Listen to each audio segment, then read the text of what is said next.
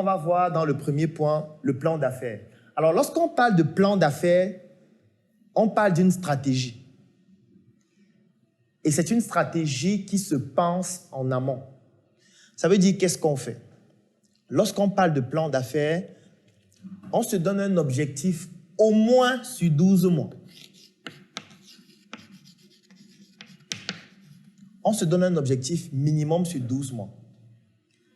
Et la question qu'on se pose, c'est, dans 12 mois, quel est le but que je souhaite atteindre? J'ai mon projet. Qu'est-ce que je veux atteindre comme but dans 12 mois?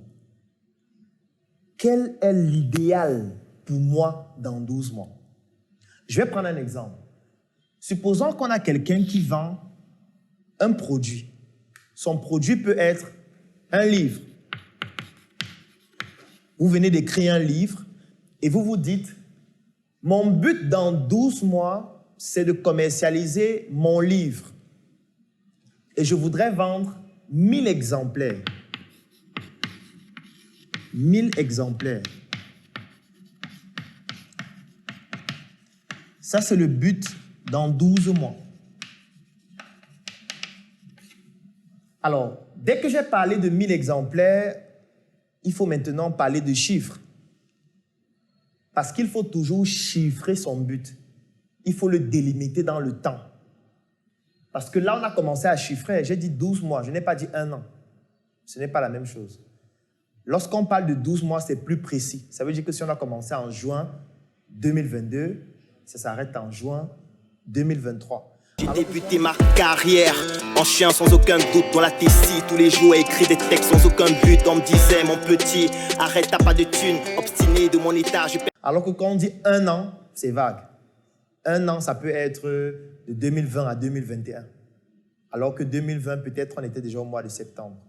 Donc, quand je dis 12 mois, c'est déjà une manière de chiffrer pour que ce soit précis. Lorsque je dis 1000 exemplaires, je n'ai pas dit qu'il faudrait que je vende beaucoup de livres. Ce n'est pas la même chose. Vendre beaucoup de livres et vendre 1000 livres en 12 mois, ce n'est pas la même chose. Quand je dis que je dois vendre 1000 livres en 12 mois ou 1000 exemplaires de mon livre en 12 mois, c'est parce que je veux être beaucoup plus précis dans l'atteinte de mon but. Donc, je me suis dit 1000 exemplaires en 12 mois. Alors maintenant, ce qu'il faut faire, c'est qu'il faut ramener ce but en objectif mensuel. Je dois avoir un objectif mensuel. Alors, pour avoir l'objectif mensuel, c'est très simple. C'est-à-dire, je vais prendre ma calculatrice et je vais tout simplement diviser 1000 par 12 mois. Donc, si je fais 1000 divisé par 12, j'obtiens 83,33. Je vais arrondir par excès. Ça va donc nous donner 84 exemplaires. Je dois commercialiser au moins 84 exemplaires par mois. Alors, par mois, c'est encore vague. Il faut ramener cet objectif par semaine. C'est ce qu'on va appeler un objectif hebdomadaire. Hebdomadaire. Alors, tout ce que je vais faire, c'est de prendre l'objectif mensuel qui est de 84 et je divise par 4 semaines. Ça me donne 21. Donc, je dois commercialiser 21 livres chaque semaine. Maintenant, il faudrait que je puisse avoir des tâches à effectuer chaque jour. Donc, je vais ramener cet objectif hebdomadaire en objectif journalier. Journalier ou encore quotidien. Donc, tout ce que je vais faire, c'est de diviser 21 par le nombre de jours moyens d'une semaine, ou du moins d'un mois. C'est-à-dire qu'on va diviser 21 par 7. Nombre de jours moyens d'une semaine, pardon. Donc, je vais diviser par 7 et ça va me donner 3. Donc, 3, c'est le nombre d'exemplaires de livres que je dois vendre par jour. 21, c'est le nombre d'exemplaires de livres que je dois vendre par semaine. 84, c'est le nombre d'exemplaires de livres que je dois vendre par mois. Et 1000, c'est le nombre d'exemplaires de livres que je dois vendre après 12 mois. Dès que j'ai défini ça, ça veut dire que j'ai mon but sur 12 mois. J'ai mon objectif mensuel qui découle de mon but qui était étalé sur 12 mois. par mois, j'ai l'objectif par semaine et j'ai l'objectif par jour.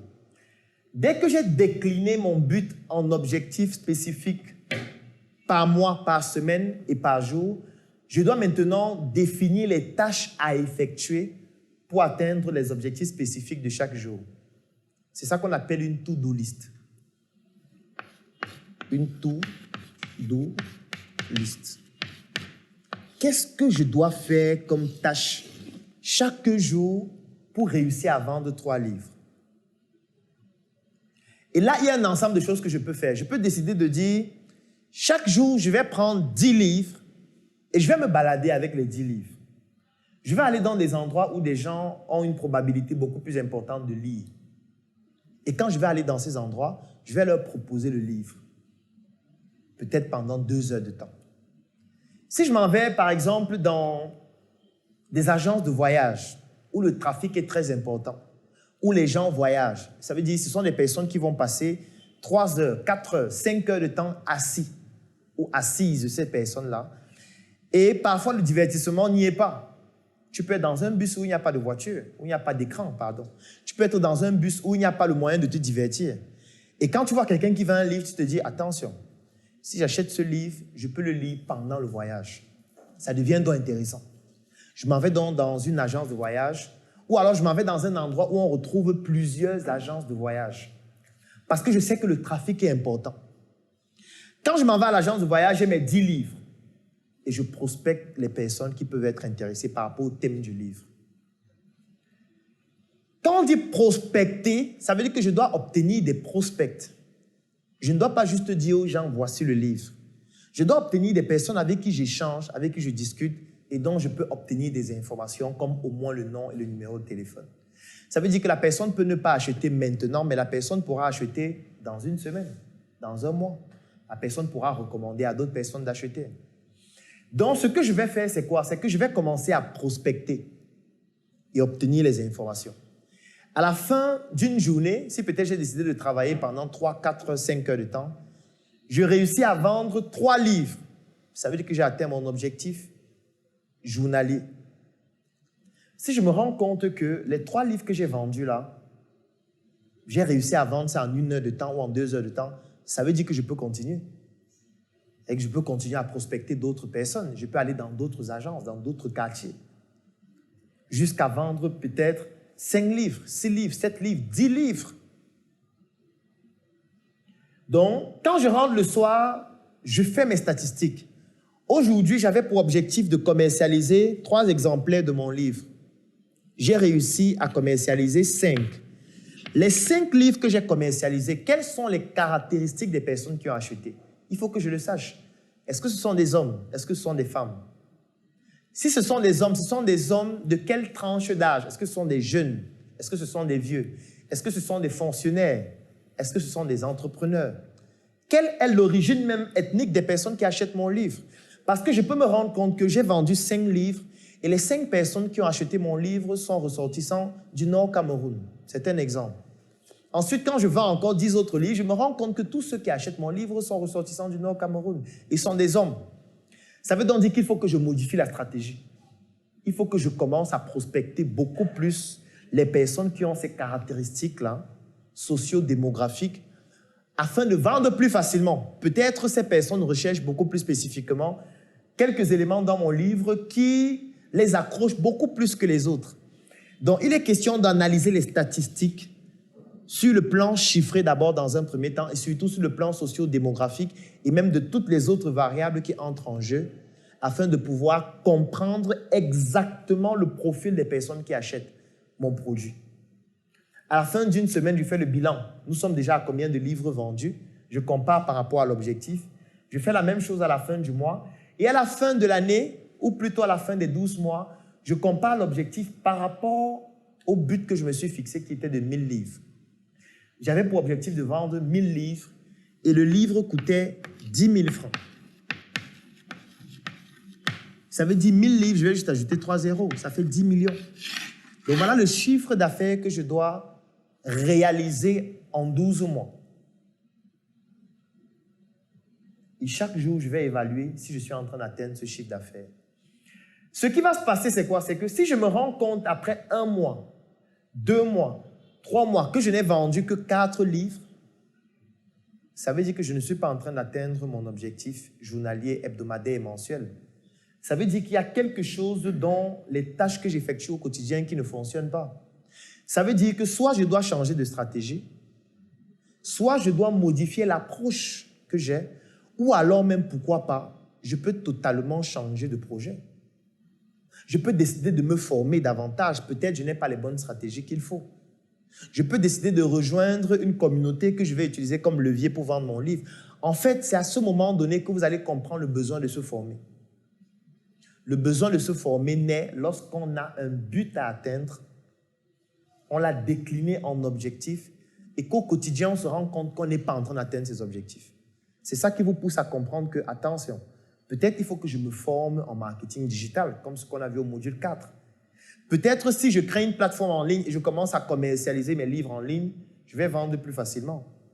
Peut-être si je me retrouve dans un endroit où les gens qui ont le problème pour lequel mon livre est une solution, ça peut permettre de vendre mon livre plus facilement. Peut-être il faudrait que j'adhère à une communauté afin que les membres de la communauté puissent acheter mon livre. Donc, vous allez vous rendre compte que vous-même, vous avez besoin d'apprendre davantage. Vous n'aurez pas besoin qu'on vous motive à le faire. Donc, la première chose dans un plan d'affaires pour un entrepreneur amateur, pour quelqu'un qui se lance en entrepreneuriat, c'est de pouvoir se dire quel est le but que je veux atteindre au moins sur 12 mois. Bien évidemment, ça peut être étalé sur une période plus longue. Ça peut être 24 mois, ça peut être 36 mois, ça peut être 5 ans, ça va dépendre. Le but peut être décliné en plusieurs objectifs. Parce que là, je n'ai pris que le but de commercialiser 1000 exemplaires d'un livre en 12 mois, mais ça peut être autre chose en même temps. Je peux avoir un but dans plusieurs domaines d'activité, c'est-à-dire je peux avoir un but dans mon projet entrepreneurial, un but dans mes études, un but dans ma famille, et décliner dans ça en objectifs mensuels, hebdomadaires et quotidiens, et les suivre au fur et à mesure. Donc, lorsqu'on parle de plan d'affaires, ce sont les principales choses qu'il faut pouvoir définir. Le reste va découler naturellement de cela, c'est-à-dire la to-do list, notamment les tâches à effectuer, vont découler tout naturellement du but et des autres. J'ai débuté ma carrière en chien sans aucun doute dans la tessie tous les jours à écrire des textes sans aucun but. On me disait mon petit, arrête t'as pas de thunes, obstiné de mon état, je